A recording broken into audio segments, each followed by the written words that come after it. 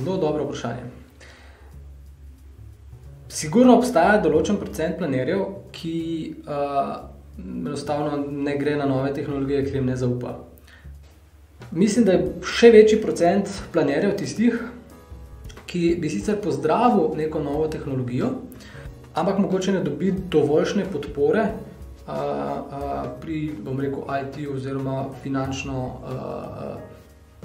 si tega ne morejo privoščiti. Problem je pri popolnem avtomatskem planiranju.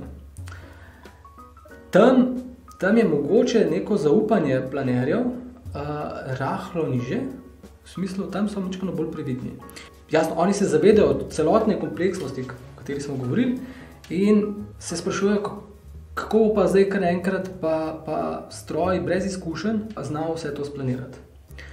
In moj odgovor je, čisto vsega ne bo, ne se slepiti, ampak lahko pa 90%. In se potem ukvarjati samo z 10% tistih res posebnih primerov, kjer je res potrebno tiste ključne izkušnje, dolgoletne izkušnje, ki jih je planer pridobil, vključiti, ali pa se najprej ukvarjati z 90% tistih premikanj oblačkov v Excelu, nekih, bom rekel, relativno enostavnih caseov, in potem dostikrat celo zmanjka za tistih 10 ključnih procentov, ki bi jih planer mogel narediti. Ta druga zadeva pa jaz mislim, da je bolj to, kar sem že prej omenil, to mogoče, da ne dobi dovolj podpore. Dostikrat podjetjem paše pozicija, v kateri so. Trenutno deluje, vemo, da je ta proces zelo kompleksen. Ta trenutek laufa, vse teče, vse deluje, super, in hkrati je to ključen proces za našo proizvodnjo.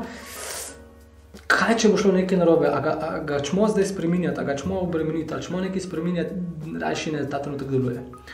Hkrati pa mogoče ni toliko zavedanja po eni strani, kako krhek je ta proces in kako hitro se lahko zlomi. In je treba dejansko o tem razmišljati prej, preden se zalomi, in ne šele pol. Sigurno je eden izmed razlogov tudi to, da ta tehnologija, vsaj tako jaz mislim, počasi prihaja na tržišče. Tudi tisti proizvodnji ali pa kjerkoli, ki še ta trenutek pišejo na papir in še niso digitalizirani, jaz mislim, da ni problem, da se oni ne bi zavedali prednosti digitalizacije, da ne bi vedeli, kako bolj enostavno ali pa boljše to delati, ali pa da bi dvomili v tehnologijo ali pa kakšnekoli take pomisleke. Jaz mislim, da če bi šel do njih pa jih vprašal, bi vsi rekli, ja, to je super, to nujno moramo narediti. Takoj naslednja stvar, ki jo bomo naredili, bo pa to.